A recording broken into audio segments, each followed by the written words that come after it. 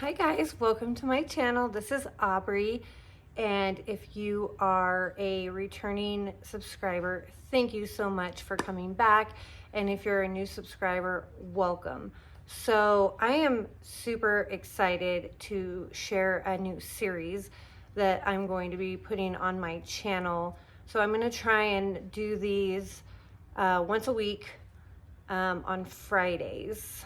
It's typically seems to be the best day for me to get these type of videos out.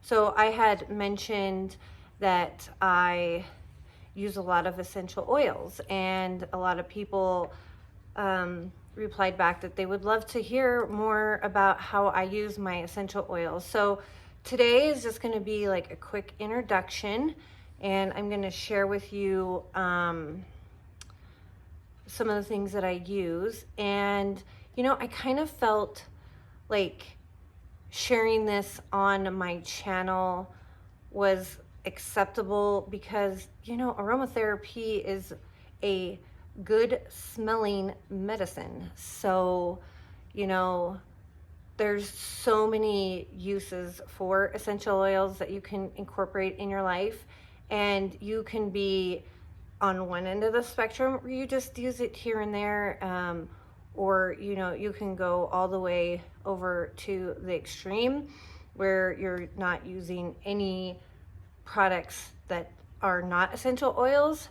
I'm kind of like in the middle. I still use a lot of products that probably are deemed bad for you, but it is what it is. I tend to lean a little bit more towards using my essential oils when I'm finding things that I'm using on a daily basis that are irritating me. So we'll get into that. So the first thing that I want to talk about, and I just kind of want to share with you guys, are some things that I use. And then I also got a small order, so I'll just share that in this video. So for those of you that are new to essential oils, there's basically 3 ways for you to experience essential oils. Probably the one that's used the most is through, you know, diffusing in a diffuser. The second option is topical, applying it to some sort of carrier oil or butter and applying it to your skin. And the third, which is, you really shouldn't ingest essential oils unless you're using like gel caps and talking to your doctor before going that route, because essential oils are very, very potent. They're very strong, and you just have to be very careful. I do not personally ingest orally any type of essential oils. I know there's a lot of people out there that say they do, and that's fine. And if you understand what you're doing, great, go for it. But I'm not one of those people. So I think the first thing that I want to talk about are some of the things that I use. So we'll talk, I'm just gonna kind of pull these so you guys can see. Obviously, I'm gonna open this because this is in my order, because I had to order some oils that I was out of. So I'll just grab one for the sake of this film. So obviously you have your essential oil, and I wrote down a couple of places that you guys can get your oils from. So I purchase all of my essential oils from Aromatics International, and I really like Aromatics International because they have data sheets so I can get information on the oils, and they also carry a lot of carrier oils and butters, and things like PET plastic bottles. So it's just a nice like one-stop shop for me. You can get stuff at Whole Foods. You can get stuff through like doTERRA. You can get let's see, there's Young Living. You know, you can actually get essential oils on Amazon. Where else? Probably like Whole Foods. I've seen them at Whole Foods. So there's definitely a lot of places that you can get your oils. You know, if you're just diffusing oils and you want just that aromatic experience, you can pretty much go with any type of oil. If you're applying to your skin, I feel like you really want to make sure you know what you're using. And I don't know if this shows, I'm going to get real close here. So if you can see, it says lavender. And then underneath is the Latin name. And that is very, very important because like lavender, there are different variants of lavender. So like spike lavender, for example, if you put spike lavender in your diffuser, you're not going to get the same like relaxing experience that you would with just regular lavender. So it's very important to make sure that not only are you looking at the name of the oil you're using, but also make sure that you're looking at the Latin name as well. So yeah, that's an oil. And this is a bottle of lavender, and this will last me for quite a while. Oh, they didn't put the prices on it. I was going to share with you guys the prices, but it's not on there. So the next thing that we're going to talk about is some of the carriers. So this is shea butter, and I also get this from Aromatics International. This is all organic. I know that nothing has been added to it, so I can feel confident when I'm putting this on my skin and mixing an oil that there's nothing in there that's going to maybe change the experience that I have. Because sometimes when you have additives in your lotions or your carriers, it can change the way that the oils react. So I prefer to just stick with organic products when I'm using my essential oils. And of course this guy doesn't want to go back on. And I'm dropping stuff all over the place. So that's that. Another one that I use is coconut oil. And as you can see, it says right on the package that it's organic. I love coconut oil. Coconut oil is just one of my favorite oils to use. I also use jojoba wax. This is just easier for me to work with than beeswax, but you can also use beeswax. Then I have a few infused oils. So these are basically just like a vegetable oil that is infused with an essential oil, and they come pre-mixed. Now, something that I really enjoy using is hydrosols. So hydrosols are I use them in a lot of different ways, but they're much lighter than the actual oil. So when a plant is being distilled and they're extracting all that oil, the water vapors come out and it's a hydrosol. So it's a very light version of an essential oil. So maybe you like lavender, but you're kind of sensitive to how strong it is. Hydrosols are a great alternative like, let's just say you need to relax and you want to spray a little lavender in your room, but it's a little too harsh. Hydrosols are really nice. They're water-based, so they're not super heavy, and they don't stain anything, and I use a lot of hydrosols.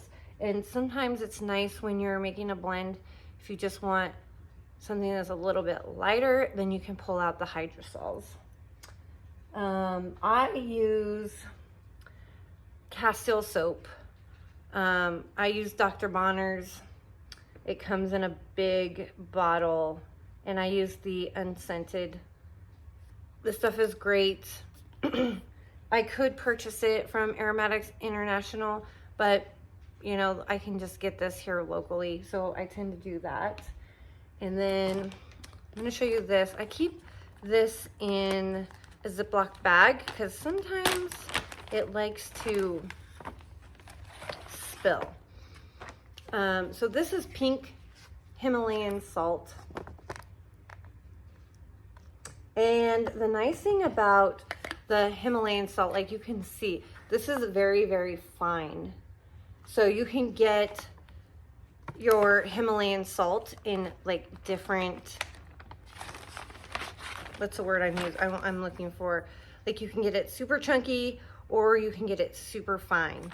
And I like having that option because sometimes you do have things that you want to use and you don't want a real coarse salt. You want something that's a little bit finer. And then I do use PET plastic bottles. So PET plastic is a good alternative to glass. When you're using essential oils, you want to make sure that you're using glass or PET plastic because the whatever you're putting in the bottle, if you're not using glass or PET plastic, the plastic can leach and it can change the product that's in the bottle. And so PET plastic is actually an alternative to glass. So these are just some of the bottles that I use. So I'm going to show you a couple things that I picked up. So I showed you, I picked up lavender. I use lavender all the time. Lavender is such a relaxing scent for me. And because I use it all the time, I'm ordering it a lot. I picked up some more lemon. I picked up some orange. And I picked up some peppermint. So I do keep all of my essential oils in a wooden box in a dark place. Kind of like wax, you know, you need to keep it out of the sun, keep it in a cool, dry place. And as you notice, you know, all of the essential oils come in dark bottles to also help protect those oils. And, you know, talking about essential oils and how amazing they are, like this little bottle right here. So this is, I believe, okay, this one's 18 mil. I thought this was a 15 mil bottle. It takes hundreds and hundreds of plants to make this tiny bottle. It's crazy. So they're just part of nature and they're very powerful and very healing and should be used wisely. And you definitely want to take care of your oils because, you know, we only have so many resources on this planet. So I always take care of my oils and make sure that I store them properly so that they're not getting ruined. So a couple other things that I got, I just picked up a couple of things. So these are lotion bars, and at one point I will be sharing with you guys how to make a lotion bar. And then the last thing I mean, you guys see I do use Bath and Body Works hand soap. And for the most part, I like it, but there's definitely some drying going on with my hands, especially in the winter time. And so I'm gonna go back to, for the winter time, making my own foaming hand soap. So these are glass bottles. So basically you can reuse and recycle, you know, once you're done with the bottle, and it's a nice foaming pump. So you can, it doesn't want to pump for me right now, but I can't see. There we go. So it just has a nice pump, and you can reuse these, and they're glass. And I really like that. I like the ability to be able to reuse things and not throw so much stuff in the garbage. So that is just my quick little introduction. And so like I said, I am going to do this once a week. I'm going to put up a video and share with you guys some sort of recipe of what I'm using in my home and how you can use it in your home. So next Friday, I am going to be sharing with you guys a all-purpose cleaner for your counters. And I'm also going to be talking about bleach alternatives, because I feel like the all-purpose cleaner kind of can fall into that bleach alternative. Bleach just destroys me, literally. Like, my nose burns for days after using bleach in my home, and I've just decided I'm done with bleach. I'm gonna start using different products, so I'm gonna be sharing that with you guys next Friday. So hopefully you guys enjoy this series, and like I said, I will be uploading these on Friday, so at least you'll know when they're coming out. And if you don't care about essential oils and you just want to keep hearing about wax, then don't tune in on Friday. But I wanted to just put it out there so you guys would know, and I hope that everyone has a wonderful weekend. And if you like this type of content and you're not subscribed, I would love if you would subscribe to my channel. And if you hit the notification button, then you'll get notified each and every time I upload a video. And I'll see you guys in my next video. Bye.